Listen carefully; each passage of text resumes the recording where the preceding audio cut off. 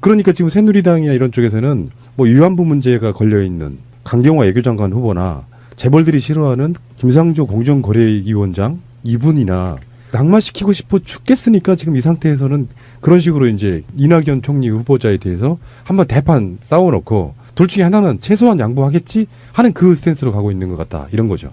나라를 9년 동안 이렇게 피멍을 들게 했잖아요. 그러면 적어도 6개월 정도는 탄핵 정부였잖아요. 인수위도 없었잖아요. 그럼 지금 내각도 구성해야 되고 심각한 정상화를 만들어야 되는 건데 적어도 한 6개월은 저는 내 말이 해줄 줄 알았어요. 아이고. 적어도 침묵하거나. 아니 또는 인간 같은 인간들한테 기대를 해. 아니 그러니까 제가 아까 비수가 꽂혔다는 게 그 아. 얘기예요. 근데 역시 제가 분노할 수밖에 없는 건 개새끼들은 개새끼들이더라. 그렇지. 네, 아까 곰피디 말로 하면 존많은 것들은 존많은 것들. 유전자는 바꿀 수가 없어. 네, 바꿀 수가 없어요. 얘네들은 그래서 제가 정말 화가 난 게 이런 김에 문재인 대통령한테 한마디 하고 싶어요. 좋다, 씨발. 장관이고 인선 늦추더라도 그러면 차관급, 응? 차관급 이상의 국회의원 포함, 장차관급 이상들 모두 다 문재인 대통령이 말한 5대 비리 관련자 조능 폐지해버리자. 이번에 싹 청소하자.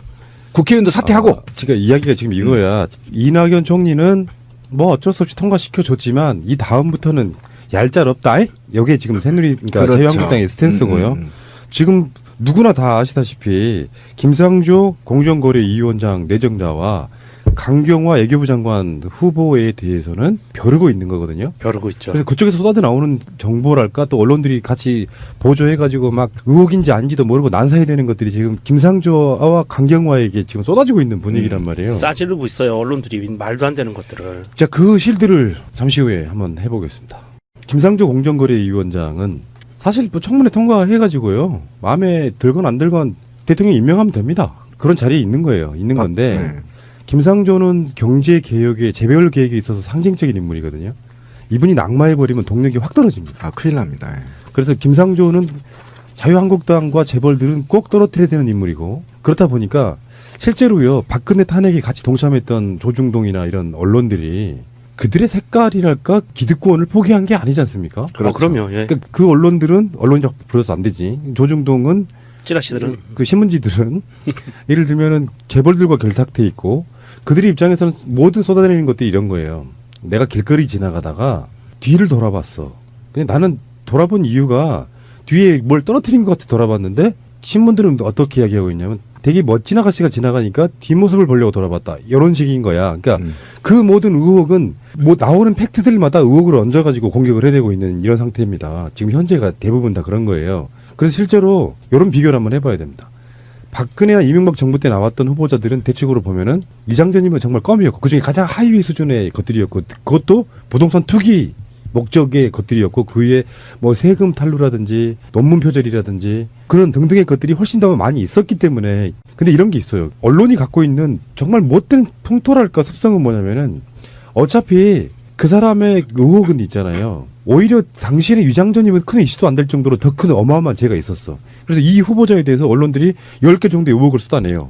근데 현재는 유장전입이 가장 큰 죄처럼 보이는 그것도 특이성도 없는 이 유장전입을 제일 중요한 범죄로 놓고 나머지 그냥 일반인도 실드를 칠 수 있는 정도의 것들도 다 의혹으로 놓고 그런 식의 비교를 하고 있기 때문에 우리가 보면은 이제 지금 방송 들으시는 청취자분들도 정말 김상조나 강경화가 의혹이 많나 보다라고 인식시키기 딱 좋은 그러니까 지금 새누리당이나 이런 쪽에서는 뭐 위안부 문제가 걸려있는 강경화 외교장관 후보나 재벌들이 싫어하는 김상조 공정거래위원장 이분이나 낙마시키고 싶어 죽겠으니까 지금 이 상태에서는 그런 식으로 이제 이낙연 총리 후보자에 대해서 한번 대판 싸워놓고 둘 중에 하나는 최소한 양보하겠지 하는 그 스탠스로 가고 있는 것 같다. 이런 거죠. 그렇죠. 저도 그렇게 봅니다. 김상조 공정거래위원회 내정자는 우리나라 재벌개혁 경제 구조를 바꿔 나갈 수 있는 적임자이고 그다음에 자유한국당이 사실은 대기업이나 부패 세력 또는 독재 세력 또는 폐륜 세력들 또는 암흑 세력 그다음에 언론 재벌들을 대변하는 당이잖아요. 그리고 이것들이 유사한 정당들이 국민의당, 바른정당, 새누리당이 있는 거죠. 이들이 제가 볼 때는 아까 권 PD가 얘기를 잘했는데 이낙연으로 한번 데미지를 주고요. 그다음에 강경화와 김상조를 놓고 아마 저울질을 하게 되고 이것을 김상조를 떨어뜨리는 방식으로 아마 가게 될 겁니다. 그 이유는 이게 지금 부패 세력들이 포기할 수 없는 게 재벌개혁이거든요.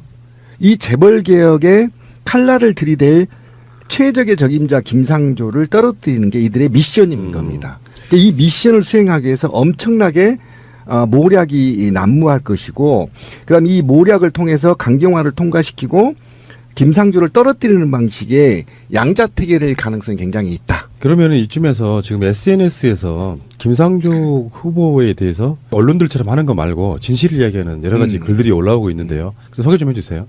네, 김상조 부인의 이력 가지고 지금 얘기가 많은데요. 사실 이분이 어떻게 보면 정말 경력 단절녀의 표본을 보여주시고 있는 그런 거예요. 왜냐하면 이대 사범대 81학번이세요. 그리고 사범대를 나왔으니까 정교사 자격증도 가지고 계시고 교사를 11년 하셨고 미국 거주 2년, 영국 거주 2년, 그리고 토익 900. 거기에다가 각종 무슨 연대에서 태솔 과정도 다 받으셨고 지금 아예 이력서가 오픈이 되어 있는 게 돌아다니고 있어요. 그걸 보면은 이분이 지금 나이가 50인데 이 정도의 스펙을 가지고 있는 사람이 흔하지 않거든요. 그런데 이분이 연봉 2,500의 비정규직 방과 후 교사를 했다는 걸로 지금 특혜라고 취업 하고 있는 특혜라고 거예요. 하고 있어요. 근데 이게 어떻게 생각하면 지금 우리의 미래라고 생각을 하면 내가 그래도 대한민국에서 웬만한 대학교를 나오고 영어도 할 줄 알고 교사 자격증도 있고 한데 나이 50에 연봉 2,500 받는 거 가지고 내 지금까지 이걸 가지고 지금 남편이 장관이 되네만에 뭐 그러니까 이런 분이 강남에 학원 가면요 억대 연봉이에요. 그러니까 그 SNS에 정말 너무 공감 갔던 한 줄이 그거였습니다. 대체 방과 후 교사를 얼마나 엄청난 스펙이 필요한 직업으로 보는 거냐 이런 거고요. 또 그러니까 이런 작은 연봉에 5년째 갱신한 게 특혜야 씨발. 예, 또 다른 반응 하나 읽어주세요. 김상조 부인은 남들 지원 안 한 기관제 교사를 해도 안 되고 김상조 아들은 군대 가서 남들 다 가는 휴가를 써도 안 되고 심지어 금융기관 인턴을 해도 엄청난 흑해임? 왜? 눈엣가시 김상조 가족이면 무조건 안 되는 거라 왜는 없음. 이런 반응도 있고 그렇죠, 또요. 그렇죠. 조금만 세밀하게 알아보면 사실관계 파악되는 걸 의원이나 기자나 터뜨리고 보는 무책임함. 김상조 부인은 교육청 시험 합격해서 자격 있는 줄 알았다. 실제 채용 공문을 보니 교육청 시험 합격자는 무공고, 무평가 선발. 그러니까 이것도 특혜라고 말했던 거예요. 네. 사실은 그게 맞는데. 네. 다음. 김상조 교수가 과거 현대차, 삼성전자 같은 호랑이 굴에 들어가 정글 생태 바로잡자고 강연하며 50만 원 받은 걸 두고 평소 재벌 개혁 주장하던 이가 부적절한 처신이라며 비판하는 한국경제신문아. 너네 논설위원, 부장류가 재벌에서 각종 세미나 명목으로 얼마 받았는지 까볼래? 한국경제신문은 사실은 재벌들이 만들고 있는 신문입니다. 그렇죠. 예. 다음요. 한국당이 김상조 후보를 경제 비리 종합 세트라고 하는데 한국당의 문제 제기야말로 허위 의혹 제기 종합 세트이다. 15가지 문제 제기가 거의 사실이 아니거나 경미한 사안이다. 재벌 개혁의 역사는 멈출 수 없다. 직접 대놓고는 말 못하고 돌려치기로 지금 김상조가 공정거래위원장이 되지 못하게 하기 위해서 엄청난 반발하고 있는 겁니다. 이럴수록 꼭 공정거래위원장이 되셨으면 좋겠네요. 그러니까요. 예. 자, 김상조 교수가 공정거래위원장이 되는 걸 왜 막으려고 그렇게 길을 쓸까요? 얘네들이. 이 핵심 포인트가 몇 가지가 있습니다. 김상조하고 이 장하성, 이 두 사람의 평상시에 갖고 있던 학자로서의 사회운동가로서의 철학이 겹쳐지는 부분이 있어요. 우리가 가장 좋아하는 그 부분인데 이 사람들이 장하성, 김상조 두 분이 갖고 있는 이 철학이 겹쳐지는 부분이 어떤 부분이냐면 소액주주 운동이라는 것으로 대변되는 거예요. 그래서 자본주의 시장 경제 질서를 바로잡을 수 있는 어떤 그 시스템을 구축할 수 있는 가장 적임자라고 볼 수 있고요. 그 내용들을 보면, 그러니까 소액주주의 그 주주권을 강화하는, 그래서 집중투표제라는 게 있어요. 지금 현재는 대한민국에 정기주총이 약 3월 말에 전체가 다 열리거든요. 거의 대부분이. 그러면 내가 직접 참가해서 도장을 찍든지 위임장을 보내야 돼요. 그래서 주주로서의 정당한 권리를 행사하기가 굉장히 힘들다. 내가 10개의 회사의 주식을 갖고 있는데 한두 군데밖에 참석을 못하는 거예요. 이런 경향이 있는 부분들 때문에 전자투표제를 시행을 해서 인터넷으로 투표할 수 있게 그러면 컴퓨터 앞에 앉아서 내가 100개 기업의 주식을 갖고 있으면 100개 기업 주총에 다 권리 행사를 할 수 있어요. 그렇죠. 한 주가 있어도. 예, 한 주만 있어도. 그다음에 집중투표제라는 건 뭐냐면 이사들을 선임을 할 때 내가 회사에서 이사 3명을 선임을 해요. 근데 내가 3표를 갖고 있어. 그럼 지금은 어떻게 돼 있냐면 3명한테 각각 이 사람 찬성, 이 사람 반대 이렇게밖에 못하게 돼 있는데 이 집중투표제로 바뀌면 내가 3표 갖고 있는 거를 내가 마음에 드는 사람 한 사람한테 몰아주는 거예요. 그러면 어떤 효과가 발생하냐면 소액주주들이 힘을 모아서 정말 정의감 있는 이사 한 명한테 표를 몰아줄 수 있다는 거죠. 그런 시스템 이 두 가지 하고요. 또 하나는 뭐냐면 기관 투자자가 직접 회사의 주주총회에 참석해서 주주권을 행사하는 이게 스튜어드십 코드라고 하는데 우리나라의 기관 투자자가 가장 유명한 게 국민연금이잖아요. 이 국민연금이 삼성전자 주주총회에 참여해서 주주의 권리를 위해서 그리고 회사가 불법적으로 나쁜 방향으로 가는 거에 대해서 주주로서 정당한 권리를 행사하는 거. 이거 세 가지를 지금 장하성, 김성조 교수가 이 두 분이 갖고 있는 그 경제 철학에 대해서 공통점이에요. 그게 바로 그 주식회사의 원래 철학인 거예요. 원래 그렇죠. 그렇게 돼야 되는 거예요. 그러니까 이 대한민국의 재벌 기업들이 이걸 제일 무서워하는 그렇죠. 거예요. 그래서 철저히 지금 그 각종 언론 다 아시겠지만 경제신문이라든지 조중동, 뭐 한겨레, 뭐 기타 등등 모든 언론을 통해서 전면 광고를 막 대기업들이 줘요. 그러면서 기사 논조를 그렇게 바꿔가고 있어요. 그렇지. 장하성 까기로. 주식회사는요 원래 족벌 경영을 못하게 돼 있는 거예요. 못하게 하려고 주식회사를 만든 거예요. 그럼요. 예, 그렇죠. 그래서 그 주권 행위를 한 주라도 갖고 있는 사람도 가야 되는데 네네. 이렇게 되면 지금 족벌 경영을 못합니다. 예, 그래서 이게 결과가 그렇게 될 거예요. 왜 예. 그러냐면 이게 방어권을 행사할 수가 없어요. 맞아요. 그래서 이 정당한 주주의 권리를 행사할 수 있는 시스템을 만들려고 하니까 재벌 기업들이 지금 저항을 하고 있는 거고요. 그래서 말도 안 되는 정말 반대를 위한 반대의 어떤 논리들을 나오는 것 중에 그 가장 이번에 황당하게 핵심적으로 터졌던 게 JTBC 뉴스에서 터졌죠. 컨테이너 사건, 기획부동산 사건. 이게 지금 가장 황당한 사건이 터진 거예요. 그 김상조 교수가 과거 현대차 삼성전자 들어가서 강연에 하고 50만 원 받은 거예요. 저 불만 엄청 많거든요. 이 노동계 바닥이 말이에요. 진보 민주 인사한테는 이렇게 50만 원, 40만 원 줘요. 근데 새누리당 누이 있잖아요. 그쪽에 경제계 이쪽으로 초평하면 보통 150만 원 주거든요. 그러니까 저도 이게 50만 원 굉장히 기분 나쁜 진짜 거예요. 깜짝 놀랐어요. 저도 정교조 교육과 가지고 150만 원 받았거든요. 4시간 하고 당당하게 받았어요. 근데 김상조는 나에 비하면 적어도 한 몇백은 더 받아야 되잖아. 그런데 50만 원 받으면 이거는 그냥 차비만 준 거야. 씨발. 이게 무슨 이게 의혹이고 무슨 정말 답답합니다. 이 차비도 안 나와요. 착국고 가면. 그런데 말이에요. 지금 현재 김상조 교수보다 더 지금 집중 포화를 맡고 있는 게 강경화 후보자인데 그렇죠. 강경화 후보자에 대한 의혹은 지금 뭐 제가 어떤 종편에서 그 의혹을 이제 그 세트로 이렇게 쭉 해놨다고요. 그러니까 문재인 대통령의 5대 인사 배제 원칙에 하나씩 다 들어가 있다는 거야. 의혹이. 그러니까 그냥 의혹일 뿐이에요. 때려 맞추는데 이를테면은 집을 사주면서 증여세 누락했다. 200만 원. 그것은 탄류가 사실 아닙니다. 연체한 거죠. 왜냐하면 어차피 내야 되는 돈이에요. 누락은 뭐냐면은 교묘한 방법으로 아예 법적으로 안 내게끔 만들어주는 거예요. 그러니까 어차피 그게 남아있는 상태에서 주로 해외에 있었기 때문에 거기에 대해서는 연체가 되고 있던 거를 냈어요. 그런 문제는 수도 없이 많아요. 이명박이 건강보험 그 부자가 10,000원씩 냈던 뭐 그런 것들이 사실은 진짜로 지탄받아야 될 일인 거고요. 그러니까 그 세트에 거기다가 하나씩 집어넣어가지고 만들어 놓고 쉴드 치는 거 보니까 어떤 식이냐면은 일단 채널A 같은 방송은 5대 인사 배제 원칙에 딱 하나씩 이러이러한 의혹이 있다고 제시를 합니다. 그리고 패널들한테 물어봐요. 패널들이 그걸 쉴드 쳐주고 있어. 그러니까 사회자는 그거를 의혹이고 뭔가 잘못된 거를 몰고 가려고 하는데 나온 패널들이 세상이 바뀐 걸 알아.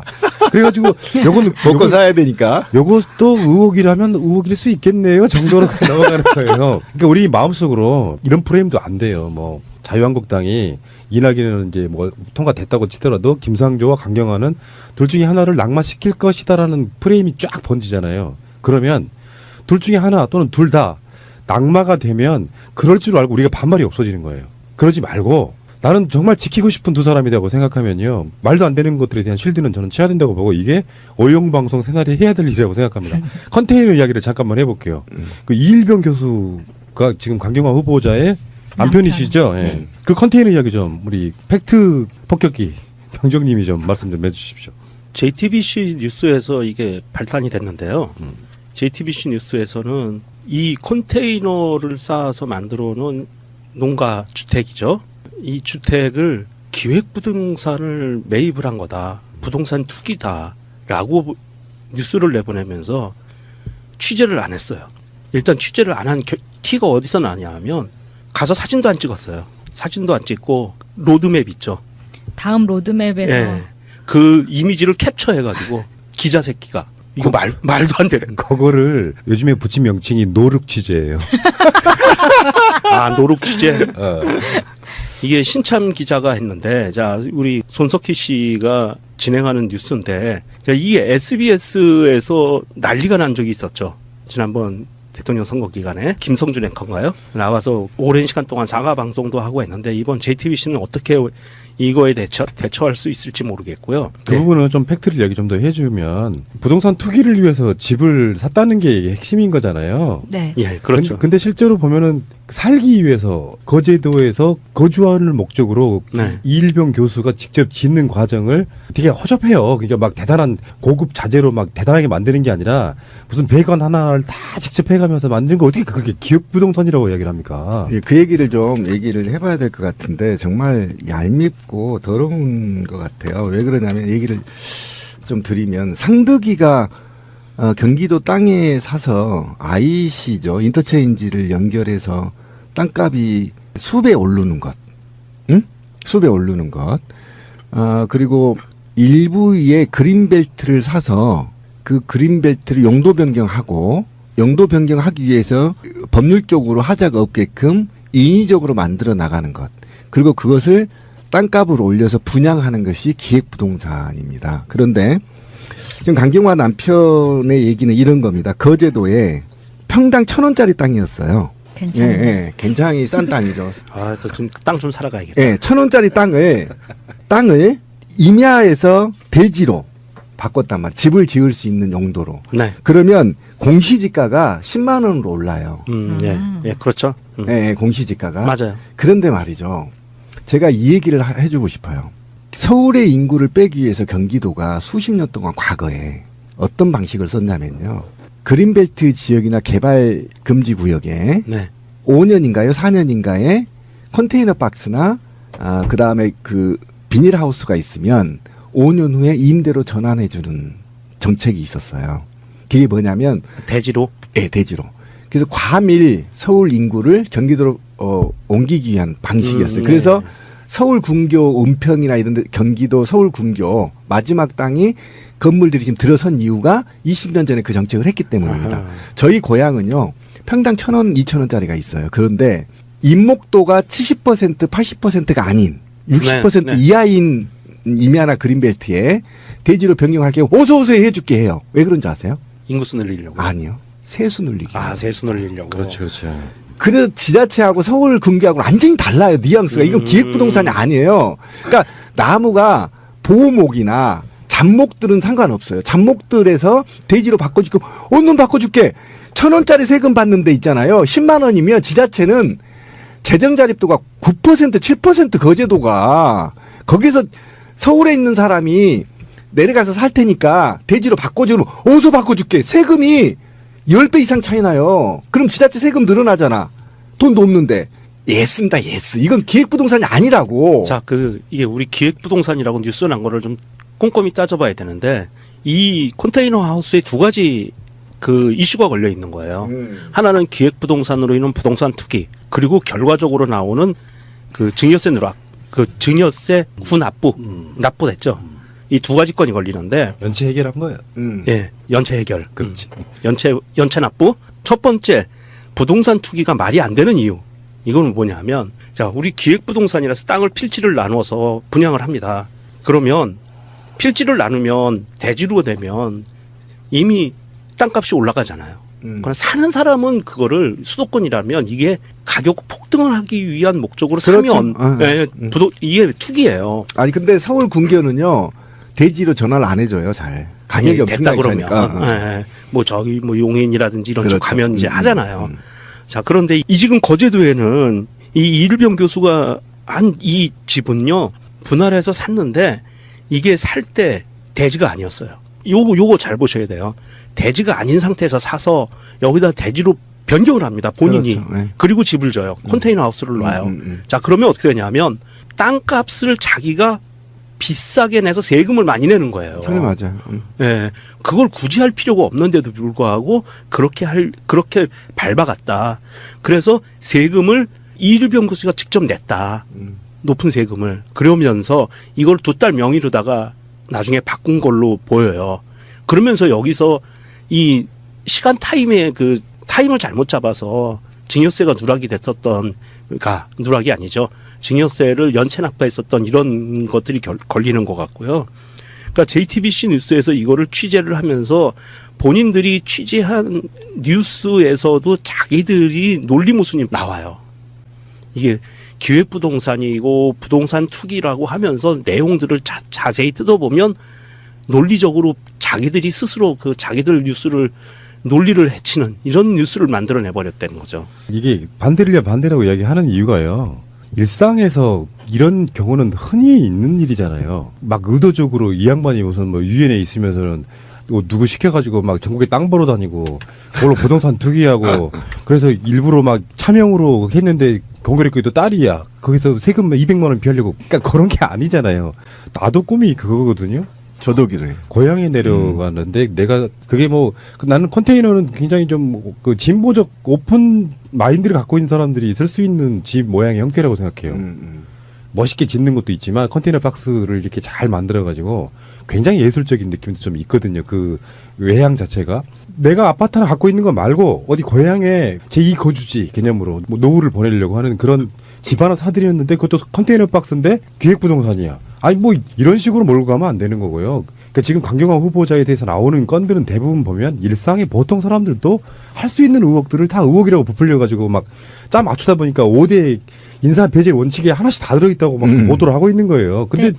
막상 비판하려고 보니까 패널들이 비판할 게 없어요. 사실 그런 거란 말이에요. 그러니까 언론들도 이거를 검증을 해서 직접 현장에 가 보고 취재 후에 해야 되는데 이게 지금 여론몰이에 휩쓸려서 언론들도 하는 것이 그러니까 국민들이 예전하고 좀 달라졌죠. 예전에는 이 정도 키워드 뽑으면 똑같은 그렇지. 놈들이구나 이렇게 그렇지. 하지만 지금 이렇게 디테일하게 오히려 트위터나 페이스북 보면요. 기자들보다 더 상세히 현장을 취재해서 올려요. 시대가 네, 맞아요. 바뀌었어요. 바뀌었어요. 그런 게 여론몰이 안 됩니다. 그래서 JTBC 로드뷰 항의 방문도 이어지고 있죠. 그렇죠.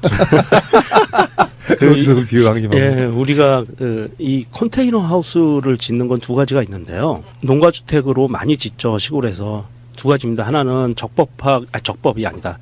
한 가지 방법은 건축 허가를 내고 짓는 방법이 있고요. 또 하나는 신고만 하면 되는 경우가 있어요. 1년짜리 신고를 계속 연장하는 겁니다. 예, 그래서 이 컨테이너 하우스는 신고만으로도 이게 가능한 거예요. 1년짜리입니다. 예, 그래서 이거를 건축 허가를 낼 수도 있어요, 당연히. 그렇게 2가지 방법이 있는데 그 정도로 이렇게 많이 예. 허용폭이 넓은 거고요. 반대를 위한 반대라니까요. 치명적인 뭔가 없잖아요. 한 방이 없죠. 네. 그러니까 전부 다 보통 신비님도 갖고 있고 나도 갖고 있고 명종님도 갖고 있고 마차님도 갖고 있는 일상의 것들 털면 이만큼 다 나와요. 그러니까 저도요 군대 생활할 때 그거였어요. 그 분대장 요원이어서 3579로 진급했거든요. 병장을 물병장이라고 하잖아요. 그리고 가서 2달간 교육을 받고 왔는데 바로 있잖아요. 본부중대로 발령나서 이거 완전 특혜거든요. 특혜네. 네. 해명해 빨리. 공직으로 나가지 마세요, 이제 앞으로. 네, 완전 이게 특혜거든요. 근데 군대 보직 특혜. 이러면 그런 거예요. 그것도 30년 전. 그러니까 그게 지금 문제가 되는 거야. 어? 쉽게 말하면. 김상조 네, 교수의 문제가 그 되는 아드님이 그 뭐 행정병으로 갔다는 게 특혜라는 거잖아요. 그러니까 그 얘기가 지금 제가 이때 있는 거예요. 그럼 우리나라에 있는 행정병들은 다 아버지 빽이 그러니까, 되게 좋은 그러니까 사람들이네. 소총수로 있다가 갑자기 행정병으로 갔다는 거야. 그게 저도 그런 거잖아요. 갑자기 쉽게 분대장 교육까지 돈 들여서 갔다 와서 그렇죠? 갑자기 행정병으로 가버리는 거야. 그러니까 지들은 근데 이게 특혜가 아니에요. 저는 네. 분대에 있었으면 분대장으로 대접받잖아요. 근데 행정병으로 가면 행정병 쫄딱으로 다시 쫄딱으로, 시작해야 되잖아. 아니 자기들은 그렇게 자기 자식들을 그렇게 특혜로 행정병으로 뺐던 거예요. 그래서 그냥 그렇게 보이는 거야. 이 언론이라는 게 이제 좋게 쓰이면 좋은 공기가 되는데요. 나쁘게 쓰이면 어떤 게 있냐면 그 무분별한 어떤 특정 경쟁 같은 것들이 이런 현상을 나올 수 있습니다. 명정님이 새가 나른다 나오시면서 이혼하셨어요. 근데 이분이 공직에 나가면 어떻게 되냐면은 유명종, 새가 날아든다, 푸른 나무 PD와 모종의 관계 의혹 이혼까지 해. 그렇게 되면 거야. 이제 그 호모로 이제 되는 거죠. 아, 동성애구나. 팩트를 말씀드릴게요. 하지 마. 듣고 싶지 않아. 푸른 나무와의 모종의 관계가 돼서 이혼을 한 게 아니고요. 이혼은 그전 몇 년 전에 그 서류상 이혼을 해놓고 사실혼 관계에 있다가 새날에 나오면서 푸른 나무와 모종의 관계가 생기면서 사실혼 관계까지 깨졌다. 그렇죠. 밤늦게 항상 같이 있고 녹음 그러게 중에. 말이야. 좋아요. 아주 좋습니다. 요런 거야. 간단히 말하면 요런 거고요. 뭐 가끔씩 이제 이쪽 계시는 분들은 또 뭐 아니 잘못한 거 있으면 비판해야지 왜 실드를 치냐 하는데요. 다시 한번 말씀드릴게요. 말도 안 되는 비판을 기존 언론들이 하고 있잖아요. 우리까지 비판할 이유가 없습니다. 솔직히 말씀드리면 파주면서 증여세 누락했다 200만 원. 그것은 탄류가 사실 아닙니다. 연체한 거죠. 왜냐하면 어차피 내야 되는 돈이에요. 누락은 뭐냐면은 교묘한 방법으로 아예 법적으로 안 내게끔 만들어주는 거예요. 그러니까 어차피 그게 남아 있는 상태에서 주로 해외에 있었기 때문에 거기에 대해서는 연체가 되고 있던 거를 냈어요. 그런 문제는 수도 없이 많아요. 이명박이 건강보험 그 부자가 10,000원씩 냈던 뭐 그런 것들이 사실은 진짜로 지탄받아야 될 일인 거고요. 그러니까 그 세트에 거기다가 하나씩 집어넣어가지고 만들어 놓고 쉴드 치는 거 보니까 어떤 식이냐면은 일단 채널A 같은 방송은 5대 인사 배제 원칙에 딱 하나씩 이러이러한 의혹이 있다고 제시를 합니다.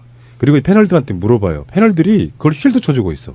그러니까 사회자는 그거를 의혹이고 뭔가 잘못된 거를 몰고 가려고 하는데 나온 패널들이 세상이 바뀐 걸 알아. 그래가지고 요거는 먹고 사야 되니까. 요것도 의혹이라면 의혹일 수 있겠네요 정도로 그냥 넘어가는 거예요. 그러니까 우리 마음속으로 이런 프레임도 안 돼요. 뭐 자유한국당이 이낙연은 이제 뭐 통과됐다고 치더라도 김상조와 강경화는 둘 중에 하나를 낙마시킬 것이다라는 프레임이 쫙 번지잖아요. 그러면 둘 중에 하나 또는 둘 다 낙마가 되면 그럴 줄 알고 우리가 반발이 없어지는 거예요. 그러지 말고 나는 정말 지키고 싶은 두 사람이라고 생각하면요. 말도 안 되는 것들에 대한 쉴드는 저는 쳐야 된다고 보고 이게 오용방송 새날에 해야 될 일이라고 생각합니다. 컨테이너 이야기를 잠깐만 해볼게요. 그 이일병 교수가 지금 강경화 후보자의 남편이시죠? 예. 그 컨테이너 이야기 좀 우리 팩트 폭격기 병정님이 좀 말씀 좀 해주십시오. JTBC 뉴스에서 이게 발단이 됐는데요. JTBC 뉴스에서는 이 컨테이너를 쌓아서 만들어 놓은 농가 주택이죠. 이 주택을 기획부동산을 매입을 한 거다. 부동산 투기다라고 뉴스를 내보내면서 취재를 안 했어요. 일단 취재를 안 한 티가 어디서 나냐 하면 가서 사진도 안 찍었어요. 사진도 안 찍고 로드맵 있죠. 다음 로드맵에서 예. 그 이미지를 캡처해가지고 기자 새끼가 이거 말도 안 되는 거. 그거를 요즘에 붙인 명칭이 노룩 취재예요. 아 노룩 취재. 이게 신참 기자가 했는데, 자, 우리 손석희 씨가 진행하는 뉴스인데, 자, 이게 SBS에서 난리가 난 적이 있었죠.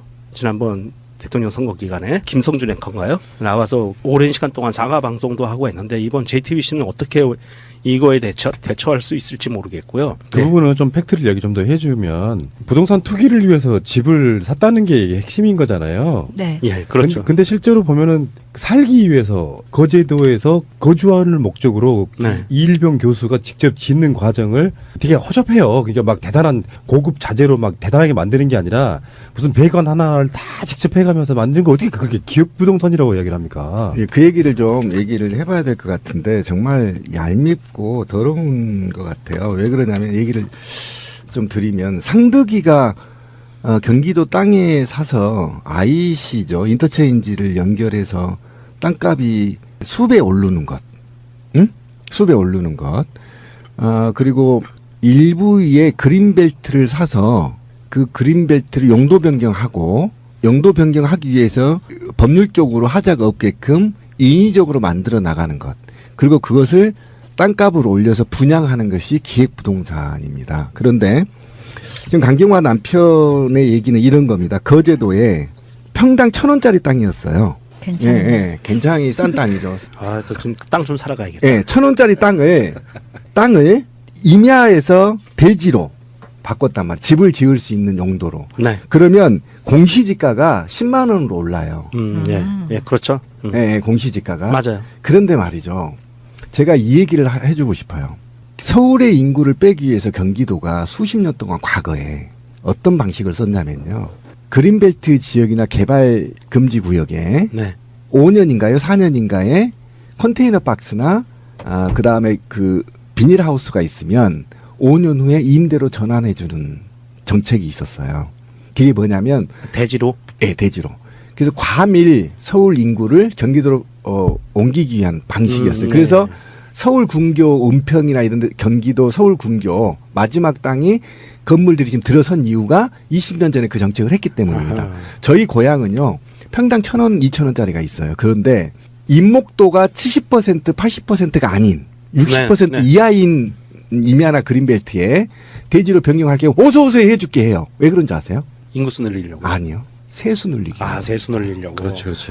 그 지자체하고 서울 군교하고 완전히 달라요. 뉘앙스가. 이건 기획부동산이 아니에요. 그러니까 나무가 보목이나 잡목들은 상관없어요. 잡목들에서 대지로 바꿔줄게. 얼른 바꿔줄게. 1,000원짜리 세금 받는 데 있잖아요. 10만 원이면 지자체는 재정자립도가 9% 7% 거제도가 거기서 서울에 있는 사람이 내려가서 살 테니까 대지로 바꿔주면 어디서 바꿔줄게. 세금이 10배 이상 차이 나요. 그럼 지자체 세금 늘어나잖아. 돈도 없는데. 예스입니다. 예스. 이건 기획부동산이 아니라고. 자, 이게 우리 기획부동산이라고 뉴스 난 거를 좀 꼼꼼히 따져봐야 되는데, 이 컨테이너 하우스에 두 가지 그 이슈가 걸려 있는 거예요. 하나는 기획부동산으로 인한 부동산 투기, 그리고 결과적으로 나오는 그 증여세 누락, 그 증여세 납부됐죠. 이 두 가지 건이 걸리는데, 연체 해결한 거예요. 예, 연체 해결. 그렇지. 연체 납부. 첫 번째, 부동산 투기가 말이 안 되는 이유. 이건 뭐냐면, 자, 우리 기획부동산이라서 땅을 필지를 나누어서 분양을 합니다. 그러면 필지를 나누면 대지로 되면 이미 땅값이 올라가잖아요. 그러나 사는 사람은 그거를 수도권이라면 이게 가격 폭등을 하기 위한 목적으로 그렇죠. 사면 이게 투기예요. 아니 근데 서울 군교는요.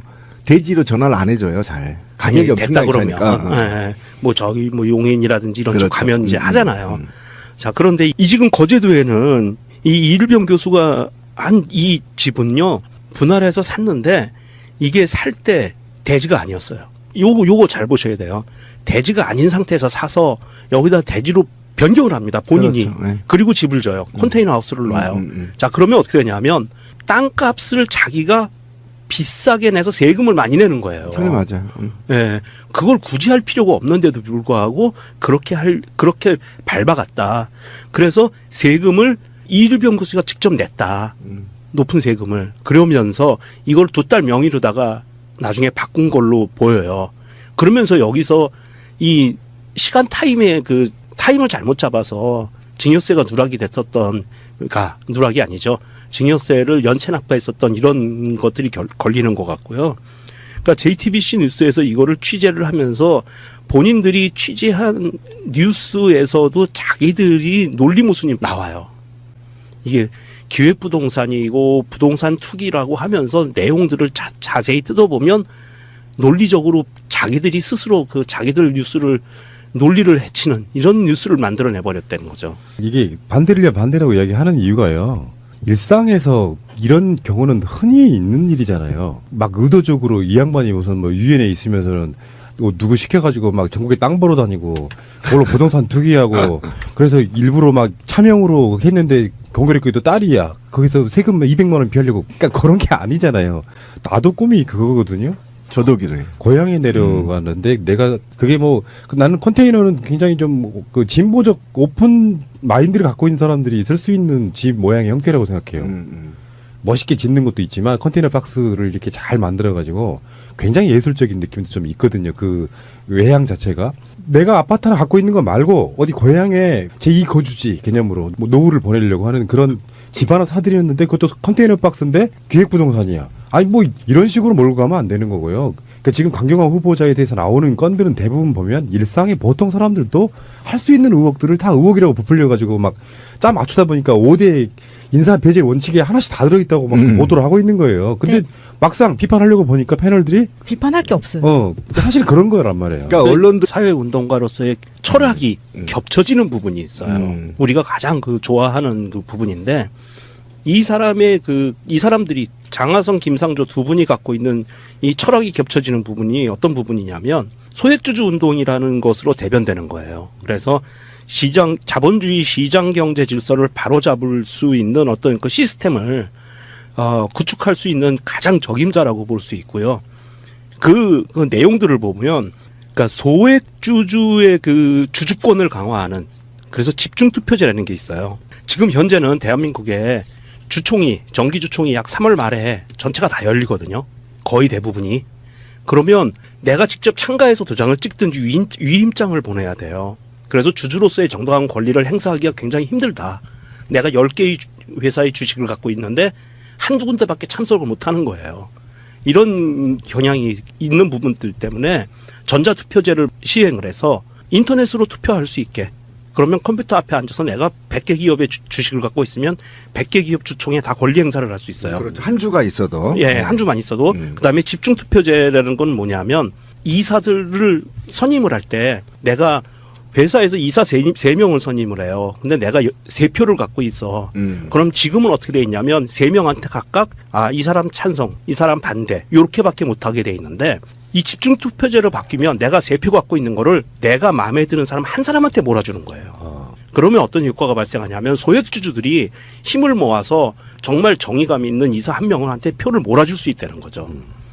그런 시스템, 이 두 가지 하고요. 또 하나는 뭐냐면 기관 투자자가 직접 회사의 주주총회에 참석해서 주주권을 행사하는, 이게 스튜어드십 코드라고 하는데 우리나라의 기관 투자자가 가장 유명한 게 국민연금이잖아요.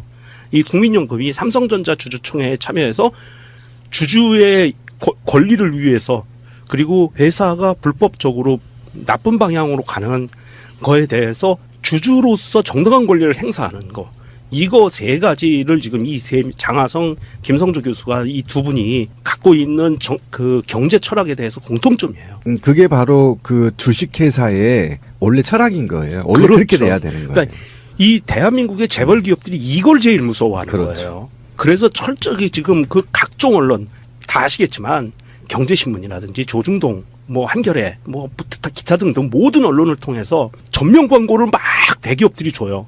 그러면서 기사 논조를 그렇게 바꿔가고 있어요. 그렇지. 장하성 까기로. 주식회사는요, 원래 족벌 경영을 못하게 돼 있는 거예요. 못하게 하려고 주식회사를 만든 거예요. 그럼요. 예, 그렇죠. 그래서 그 주권 행위를 한 주라도 갖고 있는 사람도 가야 되는데, 네네. 이렇게 되면 지금 족벌 경영을 못 합니다. 예, 그래서 이게 결과가 그렇게 될 거예요. 왜 예. 그러냐면 이게 방어권을 행사할 수가 없어요. 맞아요. 그래서 이 정당한 주주의 권리를 행사할 수 있는 시스템을 만들려고 하니까 재벌 기업들이 지금 저항을 하고 있는 거고요.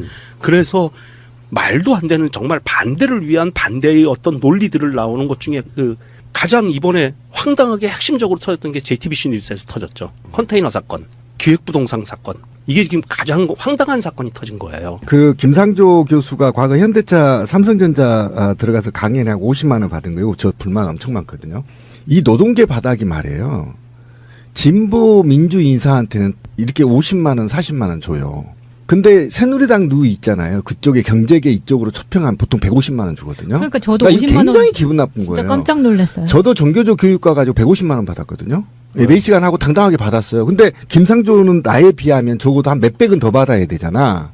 그런데 50만 원 받으면 이거는 그냥 차비만 준 거야. 씨발. 이게 무슨 이게 의혹이고 정말 답답합니다. 이 차비도 안 나와요. 착국고 가면. 그런데 말이에요. 지금 현재 김상조 교수보다 더 지금 집중 포화를 맡고 있는 게 강경화 후보자인데, 그렇죠. 강경화 후보자에 대한 의혹은 지금 뭐 제가 어떤 종편에서 그 의혹을 이제 그 세트로 이렇게 쭉 해놨다고요. 그러니까 문재인 대통령의 5대 인사 배제 원칙에 하나씩 다 들어가 있다는 거야. 의혹이. 그러니까 그냥 의혹일 뿐이에요. 때려 맞추는데 이를테면은 그러니까 지금 새누리당이나 이런 쪽에서는 뭐 위안부 문제가 걸려 있는 강경화 외교장관 후보나 재벌들이 싫어하는 김상조 공정거래위원장 이분이나 낙마시키고 싶어 죽겠으니까 지금 이 상태에서는 그런 식으로 이제 이낙연 총리 후보자에 대해서 한번 대판 싸워놓고 둘 중에 하나는 최소한 양보하겠지 하는 그 스탠스로 가고 있는 것 같다, 이런 거죠. 나라를 9년 동안 이렇게 피멍을 들게 했잖아요. 그러면 적어도 6개월 정도는 탄핵 정부였잖아요. 인수위도 없었잖아요. 그럼 지금 내각도 구성해야 되고 심각한 정상화를 만들어야 되는 건데 적어도 한 6개월은 저는 내 말이 해줄 줄 알았어요. 아유, 그거 침묵하거나 아니, 또는 이렇게 인간 같은 인간들한테 기대를 해요. 그러니까 제가 아까 비수가 꽂혔다는 게 그 얘기예요. 근데 역시 제가 분노할 수밖에 없는 건 개새끼들은 개새끼들이더라. 그렇지. 예, 아까 곰피디 말로 하면 좀 많은 것들은 좀 많은 것들. 유전자는 바꿀 수가 없어. 예, 바꿀 수가 없어. 얘네들은 그래서 제가 정말 화가 난 게 이런 김에 문재인 대통령한테 한마디 하고 싶어요. 좋다, 씨발. 장관이고 인선 늦추더라도 그러면 차관급, 응? 차관급 이상의 국회의원 포함, 장차관급 이상들 모두 다 문재인 대통령이 말한 5대 비리 관련자 전원 폐지해버리자. 이번에 싹 청소하자. 국회의원도 사퇴하고. 지금 이야기가 지금 이거야. 이낙연 총리는 뭐 어쩔 수 없이 통과시켜줬지만 이 다음부터는 얄짤없다. 여기에 지금 새누리, 그러니까 그렇죠. 자유한국당의 스탠스고요. 지금 누구나 다 아시다시피 김상조 공정거래위원장 내정자와 강경화 외교부 장관 후보에 대해서는 벼르고 있는 거거든요. 벼르고 있죠. 그래서 그쪽에서 쏟아져 나오는 정보랄까 또 언론들이 같이 보조해가지고 막 의혹인지 아닌지도 모르고 난사해야 되는 것들이 지금 김상조와 강경화에게 지금 쏟아지고 있는 분위기란 말이에요. 싸지르고 있어요. 언론들이 말도 안 되는 것들을. 자, 그 실들을 잠시 후에 한번 해보겠습니다. 김상조 공정거래위원장은 사실 뭐 청문회 통과해가지고요. 마음에 들건 안 들건 대통령이 임명하면 됩니다. 그런 자리에 있는 거예요. 있는 건데 네. 김상조는 경제개혁의 재벌 계획에 있어서 상징적인 인물이거든요. 이분이 낙마해버리면 동력이 확 떨어집니다. 아, 큰일 납니다. 예. 그래서 김상조는 자유한국당과 재벌들은 꼭 떨어뜨려야 되는 인물이고 그렇다 보니까 실제로요. 박근혜 탄핵에 같이 동참했던 조중동이나 이런 언론들이 그들의 색깔이랄까 기득권을 포기한 게 아니지 않습니까? 그렇죠. 그럼요. 예. 그러니까 그 언론들은 언론이라고 불러서 안 되지. 조중동은 찌라시들은 그 신문지들은 예를 들면은 재벌들과 결탁돼 있고 그들의 입장에서는 모든 쏟아내리는 것들이 이런 거예요. 내가 길거리 지나가다가 뒤를 돌아봤어. 근데 나는 돌아본 이유가 뒤에 뭘 떨어뜨린 것 같아 돌아봤는데 신문들은 어떻게 이야기하고 있냐면 되게 멋진 아가씨가 지나가니까 뒷모습을 보려고 돌아봤다. 이런 식인 거야. 그러니까 그 모든 의혹은 뭐 나오는 팩트들마다 의혹을 얹어가지고 공격을 해대고 있는 이런 상태입니다. 지금 현재가 대부분 다 그런 거예요. 그래서 실제로 이런 비교를 한번 해봐야 됩니다.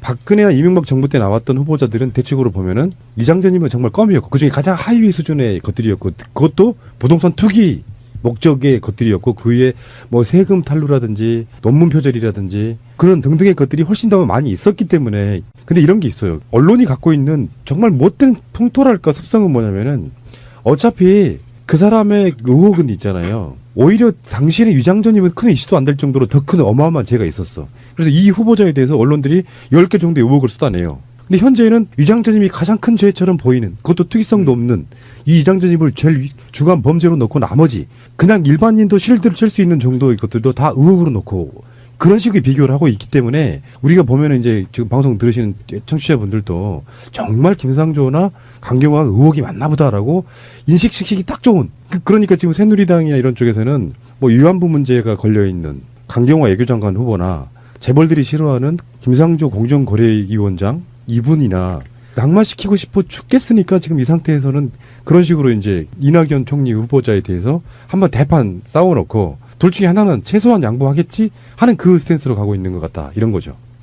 그렇죠. 저도 그렇게 봅니다. 김상조 공정거래위원회 내정자는 우리나라 재벌개혁 경제 구조를 바꿔 나갈 수 있는 적임자이고 그다음에 자유한국당이 사실은 대기업이나 부패 세력 또는 독재 세력 또는 폐륜 세력들 또는 암흑 세력 그다음에 언론 재벌들을 대변하는 당이잖아요. 그리고 이것들이 유사한 정당들이 국민의당, 바른정당, 새누리당이 있는 거죠.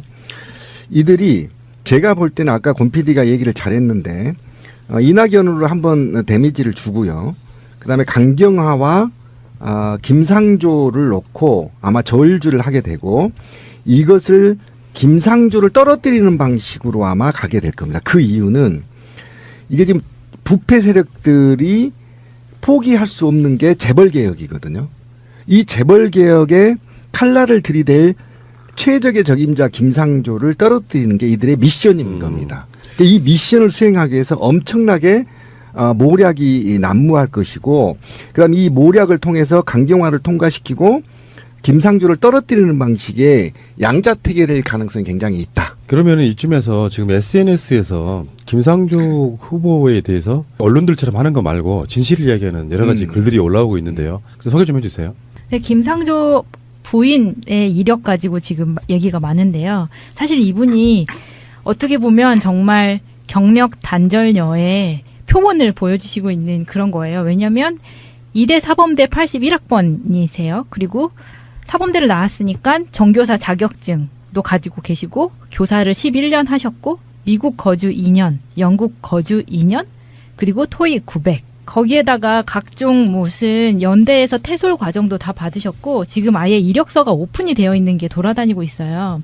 그걸 보면은 이분이 지금 나이가 50인데 이 정도의 스펙을 가지고 있는 사람이 흔하지 않거든요. 그런데 이분이 연봉 2,500의 비정규직 방과 후 교사를 했다는 걸로 지금 특혜라고 취업 하고 있는 특혜라고 거예요. 하고 있어요. 근데 이게 어떻게 생각하면 지금 우리의 미래라고 생각을 하면 내가 그래도 대한민국에서 웬만한 대학교를 나오고 영어도 할 줄 알고 교사 자격증도 있고 한데 나이 50에 연봉 2,500 받는 거 가지고 내 지금까지 이걸 가지고 지금 남편이 장관이 되네만에 뭐 그러니까 이런 분이 강남에 학원 가면요 억대 연봉이에요. 그러니까 그 SNS에 정말 너무 공감 갔던 한 줄이 그거였습니다. 대체 방과 후 교사를 얼마나 엄청난 스펙이 필요한 직업으로 보는 거냐 이런 거고요. 또 그러니까 이런 작은 연봉에 5년째 갱신한 게 특혜야 씨발. 예, 또 다른 반응 하나 읽어주세요. 김상조 부인은 남들 지원 안 한 기관제 교사를 해도 안 되고 김상조 아들은 군대 가서 남들 다 가는 휴가를 써도 안 되고 심지어 금융기관 인턴을 해도 엄청난 흑해임? 왜? 눈엣가시 김상조 가족이면 무조건 안 되는 거라 왜는 없음. 이런 반응도 있고 그렇죠, 또요. 그렇죠. 조금만 세밀하게 알아보면 사실관계 파악되는 걸 의원이나 기자나 터트리고 보는 무책임함. 김상조 부인은 교육청 시험 합격해서 자격 있는 줄 알았다. 실제 채용 공문을 보니 교육청 시험 합격자는 무공고, 무평가 선발. 그러니까 이것도 특혜라고 말했던 거예요. 네. 사실은 그게 맞는데. 네. 다음. 김상조 교수가 과거 현대차, 삼성전자 같은 호랑이 굴에 들어가 정글 생태 바로잡자고 강연하며 50만 원 받은 걸 두고 평소 재벌 개혁 주장하던 이가 부적절한 처신이라며 비판하는 한국경제신문아. 너네 논설위원, 부장류가 재벌에서 각종 세미나 명목으로 얼마 받았는지 까볼래? 한국경제신문은 사실은 재벌들이 만들고 있는 신문입니다. 그렇죠. 다음요. 한국당이 김상조 후보를 경제 비리 종합 세트라고 하는데 한국당의 문제 제기야말로 허위 의혹 제기 종합 세트이다. 15가지 문제 제기가 거의 사실이 아니거나 경미한 사안이다. 재벌 개혁의 역사는 멈출 수 없다. 직접 대놓고는 말 못하고 돌려치기로 지금 김상조가 공정거래위원장이 되지 못하게 하기 위해서 엄청난 반발하고 있는 겁니다. 이럴수록 꼭 공정거래위원장이 되셨으면 좋겠네요. 그러니까요. 예. 자, 김상조 교수가 공정거래위원장이 되는 걸 왜 막으려고 그렇게 길을 쓸까요? 얘네들이. 이 핵심 포인트가 몇 가지가 있습니다. 김상조하고 이 장하성 이 두 사람의 평상시에 갖고 있던 학자로서의